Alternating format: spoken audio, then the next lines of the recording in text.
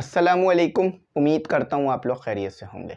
तो आज जो है वो डीसी मोटर, ठीक है, टॉपिक है हमारा 16.4 डीसी मोटर पढ़ेंगे और इसके क्वेश्चन आंसर्स जो सेल्फ असेसमेंट में गिवन है वो भी करा दूंगा इंशाल्लाह। अच्छा देखिए, डीसी मोटर बड़ी ही इंटरेस्टिंग चीज़ है।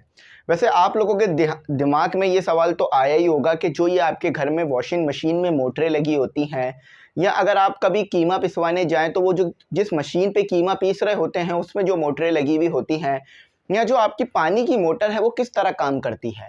देखिए, अगर आपके दिमाग में ये सवाल नहीं आया तो आप लोग जो है वो इन चीज़ों के बारे में ज़रूर सोचा करो कि आपके ये फ़ैन, ये मोटरें किस तरह चल रही हैं, क्योंकि हम इंसान हैं, हमारे अंदर जो है वो सीखने की जुस्तजू रहनी चाहिए। ऐसा नहीं है कि किसी ने हमें कुछ दे दिया और हमने फ़ौरन उसे अडॉप्ट कर लिया। नहीं, हमें जबकि अगर कोई इंसान कोई चीज़ दे रहा है और हमारा एतमाद का भी है तो भी हमें सोचना चाहिए कि ये चीज़ क्या है, कैसे काम करती है, क्यों बनी है, क्या इसके फंक्शंस हैं, क्या इसके प्रॉपर्टीज़ हैं, क्या इसके साइलेंट फीचर्स हैं। ये इंसान के अंदर रहना चाहिए। मेरे अंदर भी ये आदत है। तो इस आदत में, ये आदत जब इंसान के अंदर आती है ना, तो वो दूसरों से थोड़ा अलग रहता है। अब वो क्यों अलग रहता है ये मैं अगली वीडियो जो अपलोड करूँगा ना इंशाल्लाह उसमें बताऊँगा, जो इंसिडेंट हुआ है हमारे कुछ स्टूडेंट्स के साथ। अच्छा, यहाँ पर आके पढ़ लेते हैं, डीसी मोटर पे आ जाते हैं। भाई देखो, आपके घर में जो मोटरें होती हैं वो डीसी मोटर होती है। सबसे पहले तो डीसी एक्रोनियम है। किस चीज़ का एक्रोनियम है? तो डी स्टैंड कर रहा है डायरेक्ट और सी स्टैंड कर रहा है करंट। तो डीसी का क्या मतलब है? डीसी का मतलब डिप्यूटी कमिश्नर नहीं है। डीसी डिप्यूटी कमिश्नर को भी कहा जाता है। आपने सुना होगा ना, assistant commissioner, commissioner, deputy commissioner. तो डीसी का मतलब यहाँ पर डिप्यूटी कमिश्नर नहीं है। आप कहीं ऐसा नहीं बोलिएगा डिप्यूटी कमिश्नर के लिए जो मोटर इस्तेमाल होती है वो डीसी मोटर है। नहीं भाई, ये फिजिक्स है, यहाँ पर हम पीएचडी नहीं पढ़ रहे हैं। तो डीसी का मतलब होता है डायरेक्ट। अब डायरेक्ट करंट अभी तक हमने बहुत डिटेल में नहीं पढ़ा है, ठीक है, बहुत डिटेल में हमने नहीं पढ़ा है। सिर्फ हमने थोड़ा बहुत हाउ नो करा है डायरेक्ट करंट क्या होता है। तो डायरेक्ट करंट मैंने आपको पढ़ाया था जिसके अंदर सिर्फ पॉजिटिव साइकिल आता है, ठीक है। डीसी करंट यानी सिर्फ पॉजिटिव साइकिल आता है इसके अंदर।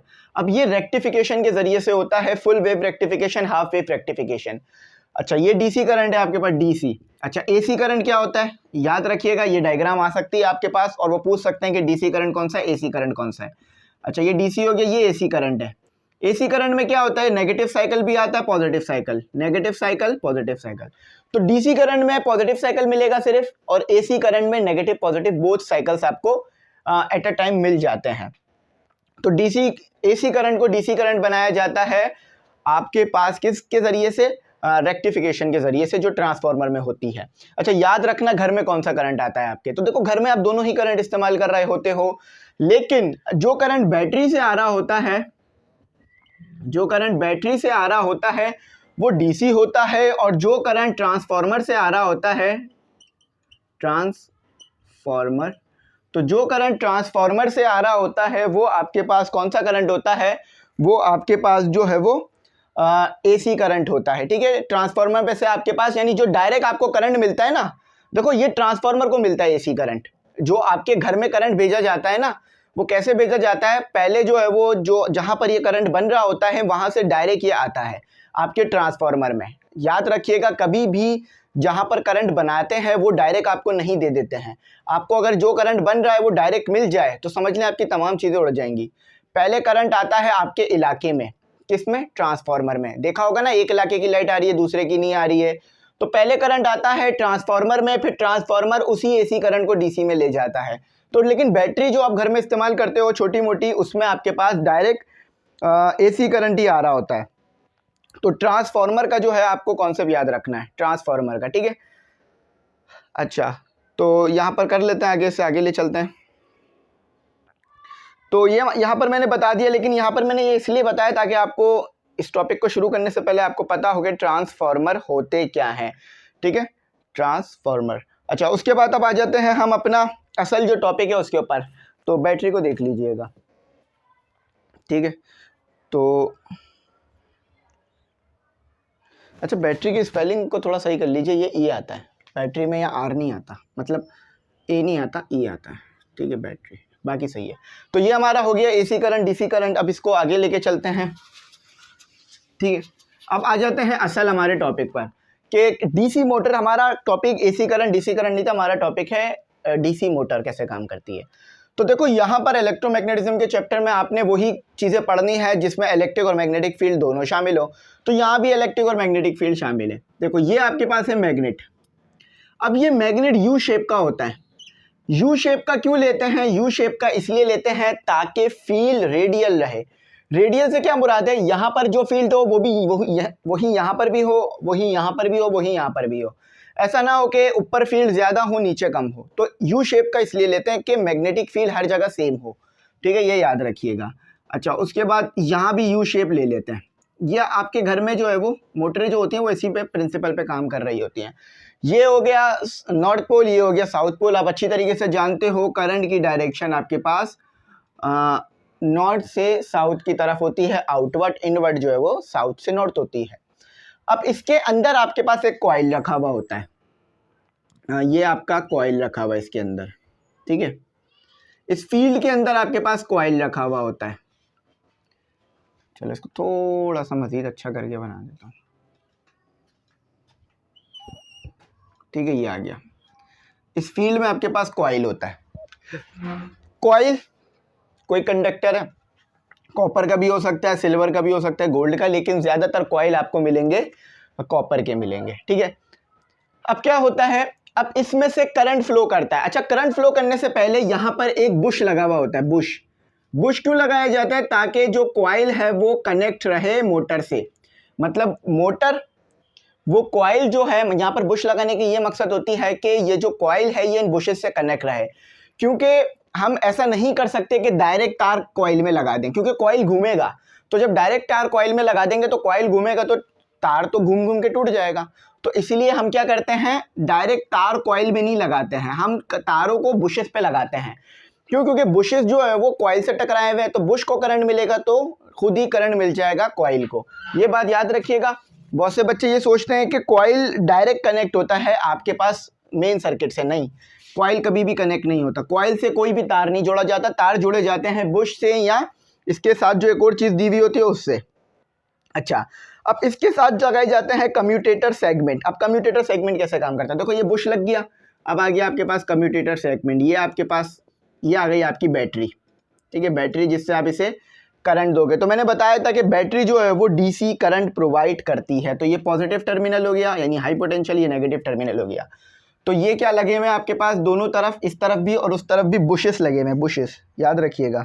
ठीक है, बुशेस लगे हुए हैं। बुशेस बड़े इंपॉर्टेंट होते हैं इस मोटर के अंदर। ठीक है, ये लगा हुआ आपके पास ब्रश, BRUSH ब्रश। ठीक है, यहाँ भी लगा हुआ है, वहाँ भी लगा हुआ है। और ये क्या है आपके पास? ये आपके पास जो है वो कम्यूटेटर है, कम्यूटेटर सेगमेंट। सेगमेंट यानी हिस्सा। ठीक है, सेगमेंट का मतलब होता है हिस्सा। ये हो गया आपका। अच्छा, ये क्या है आपका? मैग्नेट है। ये आपका मैग्नेट, NAT, ये हो गया आपका मैग्नेट। और ये मैग्नेट कौन सा मैग्नेट है? परमानेंट मैग्नेट है। परमानेंट मैग्नेट आप अच्छी तरीके से पढ़ चुके हो। वो मैग्नेट जो कि हमेशा मैग्नेट रहता है हर कंडीशन में, उसकी मैग्नेटिक फील्ड जो है वो ख़त्म नहीं होती है। तो ये आपके पास लग गया परमानेंट, ये आपके पास लग गया परमानेंट मैग्नेट। ठीक है, ये साउथ पोल है, ये नॉर्थ पोल है। ठीक है, ये पोल है, N लिख रहा हूँ, N का मतलब नॉर्थ पोल, S का मतलब साउथ पोल। ठीक है, और ये आ गई आपकी कॉइल, COIL। कॉइल एक ही होती है इसमें। ठीक है, अच्छा अब होगा क्या? अब देखो, आपको पता है कि करंट जो है वो यहाँ पर करंट लिया जाता है कन्वेंशनल करंट। तो कन्वेंशनल करंट आपको बता चुका हूँ मैं, ये इस तरफ मूव करता है, इस तरफ से मूव करता है। ठीक है, इस तरफ मूव करेगा। ये करंट की डायरेक्शन बना रहा हूँ मैं, I करंट की डायरेक्शन है। ठीक है, तो ये इधर आ गया, फिर ये वापस इधर आ जाएगा और इधर आके इसका साइकिल कंप्लीट हो जाएगा। ये करंट है। ठीक है, तो ये इसकी एक छोटी सी डायग्राम है। अब होता क्या है, जब करंट यहाँ से यहाँ पर आता है बुश में, तो बुश से करंट चला जाता है। ये बुश जो है वो भी कंडक्टर होता है, तो ये बुश से जो करंट है वो चला जाता है कॉइल में। तो बाकी जो टॉपिक है वो अजान के नमाज के बाद करते हैं। ठीक है, तो अब इसे जो है वो कंटिन्यू करते हैं दोबारा। तो देखिए यहाँ पर आपके पास एक है बैटरी सोर्स। तो देखें, आप ये सोच रहे होंगे कि ये ऐसी तो मोटर नहीं होती ना, लेकिन अगर आप मोटर को खोलेंगे तो आपको बराबर में मैग्नेट नज़र आ जाएंगे और एक बीच में चीज़ लगाई हुई होगी जो कि घूम रही होती है। तो अगर आप मोटर को खोलेंगे तो इस तरह का कंपोनेंट आपको मिल जाएगा। और ये याद रखिएगा, ये पुरानी मोटर्स है। ये अभी जो आपके घर में हाईटेक मोटर्स आती है ना, वो नहीं है, ये पुरानी मोटर्स ऐसे बनती थी। अब तो आपके पास काफ़ी बहुत ज़्यादा मॉडर्न मोटर्स आ रही होती हैं, ये पुरानी मोटर है, लेकिन इसी प्रिंसिपल पे वो मोटर बनी है आगे आकर। ठीक है, असल यही चीज़ थी। अगर ये नहीं समझेंगे तो वो नहीं समझ में आनी कभी भी बात। तो आपने समझ लीजिए यहाँ से बैटरी लगा दी, ठीक है, बुश को मिल गया करंट। अब बुश जो है वो कॉइल से कनेक्ट है। आपने पढ़ चुके हो, जब कॉइल में से करंट गुजरेगा तो कॉइल के इर्द गिर्द मैग्नेटिक फील्ड पैदा हो जाएगी। क्या होगा? कॉइल से जब करंट गुजरेगा तो कॉइल में क्या हो जाएगी? Magnetic field. ये भी मैग्नेट है और इस कॉइल में भी मैग्नेटिक फील्ड पैदा हो गई। तो जब दोनों मैग्नेटिक फील्ड आपस में मिलेंगी तो कोई ना कोई वो जो है वो रिएक्शन करेंगी। आपको पता है, दो फील्ड्स जब आपस में मिलती हैं रिएक्शन होता है। फॉर एग्जांपल समझ लीजिए, ये आप हैं और ये बाइक है।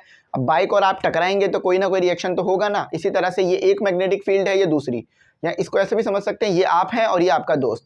तो आप दोनों टकराएंगे तो कोई ना कोई रिएक्शन तो होगा। इसी तरह से ये एक मैग्नेटिक फील्ड जो कि परमानेंट मैग्नेट से आ रही है, एक ये मैग्नेटिक फील्ड जो कि कॉइल से आ रही है क्योंकि उसमें करंट गुजरा है। तो जब वो दोनों मैग्नेटिक फील्ड आपस में मिल रही हैं तो एक रिएक्शन हो रहा है। उस रिएक्शन होने की वजह से ये जो मोटर है वो घूम रही है।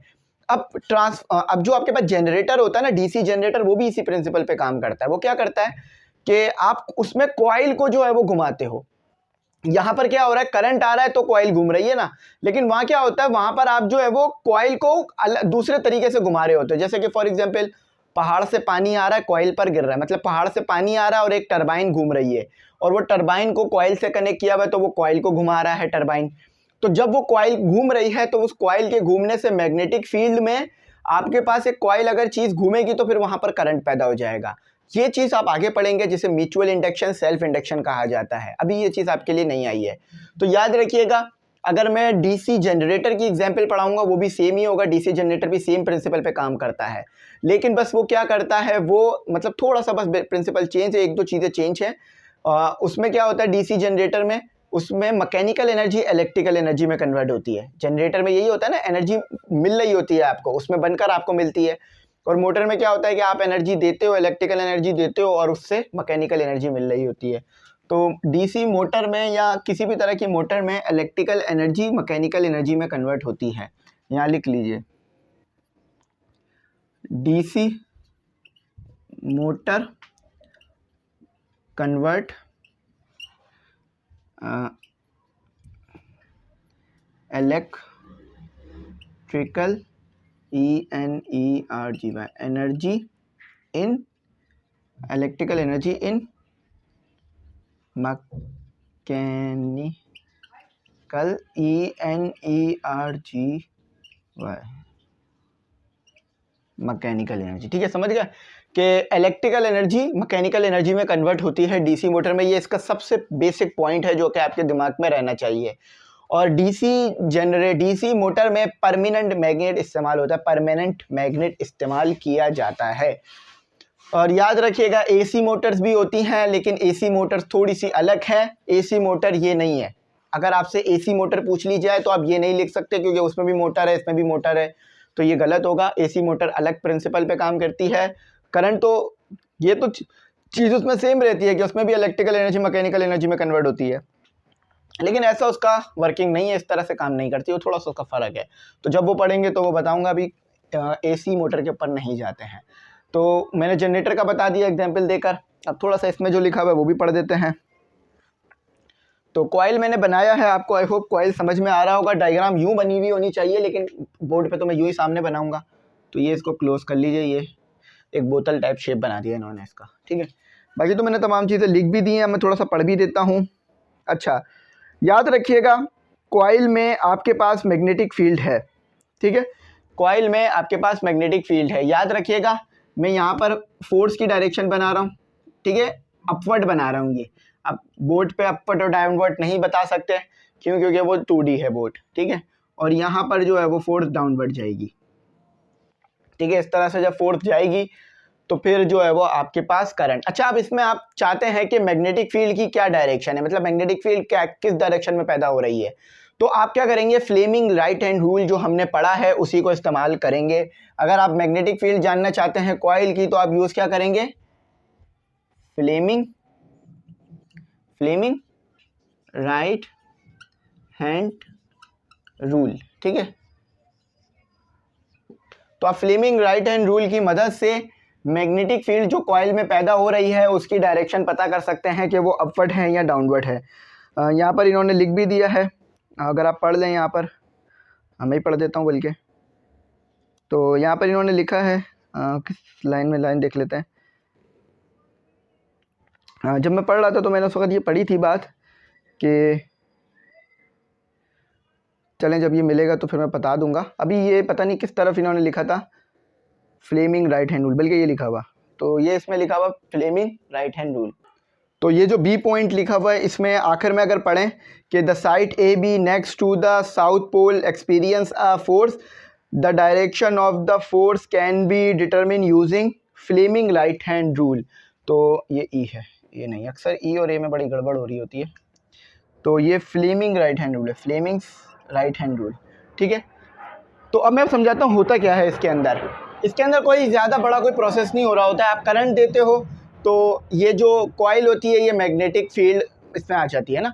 तो देखो जब यहाँ पर कॉइल है और उसमें मैग्नेटिक फील्ड पैदा हो गई, यानी इसका पोल इसके पोल के पास आ गया, मतलब ये जो परमानेंट मैग्नेट का साउथ पोल है और इधर भी अगर साउथ पोल पैदा हो गया है तो आपके पास क्या होगा, साउथ पोल को रिपेल करेगा। तो ये क्या होगी, ये जो आपके पास कॉइल है ये दूर चली जाएगी नॉर्थ पोल से और साउथ पोल की तरफ जाएगी। क्यों? क्योंकि साउथ पोल नॉर्थ पोल को अट्रैक्ट करता है। याद रखना कॉइल में यहाँ पर साउथ पोल बन गया है मैग्नेटिक फील्ड आने की वजह से, कि यहाँ से आपके पास मतलब यहाँ से बुशेस के जरिए से करंट आया और करंट ने मैग्नेटिक फील्ड पैदा किया। अब मैग्नेटिक फील्ड जब भी पैदा होती है तो दो पोल बनते हैं ना, नॉर्थ पोल साउथ पोल। तो समझ लो यहाँ पर नॉर्थ पोल बन गया है। अब ये वाला नॉर्थ पोल और वो वाला नॉर्थ पोल, मैग्नेट का नॉर्थ पोल और कॉइल का नॉर्थ पोल एक दूसरे को क्या करेगा, रिपेल करेगा। ये लिख लो ए बी सी डी, तीन चार साइड्स हैं इसकी कॉइल की। तो ये दोनों पोल एक दूसरे को क्या करेंगे, रिपेल करेंगे, क्योंकि मैंने पढ़ाया था नॉर्थ पोल को रिपेल करता है। नॉर्थ पोल को रिपेल करता है, north pole and north pole लिख लो, रिपेल EACH, ईच अदर, ठीक है। नॉर्थ पोल को रिपेल करता है। अब यहाँ हो क्या रहा है मैं थोड़ा बताता हूँ। हाँ, कि आपके पास जो है, इसको मैं बेहतर लिख देता हूँ,